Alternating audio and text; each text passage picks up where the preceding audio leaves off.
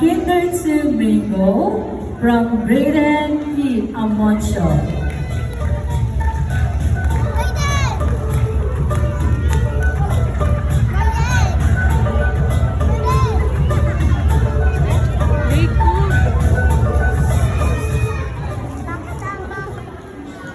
Our school directress, Mama Rivic M. Cristobal, to our school director, Sir Wilfredo M. Cristobal, to our guest speaker, teachers, proud parents, family, friends, and most especially my fellow graduates.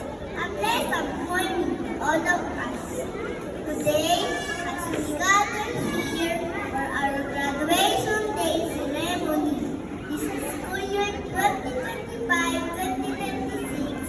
I'm so happy to stand here and speak on behalf of my Kinder Domingo classmates. Thank you for celebrating this wonderful moment with us.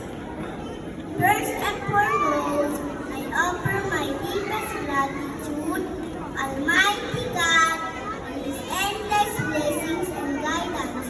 His love has given me strength, wisdom, and courage throughout this journey. To our parents and guardians, this achievement is also yours. Thank you for the love and sacrifices and constant support. We will not be here without you.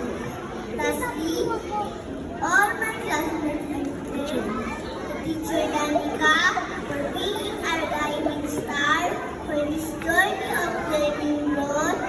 Thank you, teacher, for your patience, kindness, and unwavering belief on us. You helped shape us into who we are today, and for that, we will always be grateful.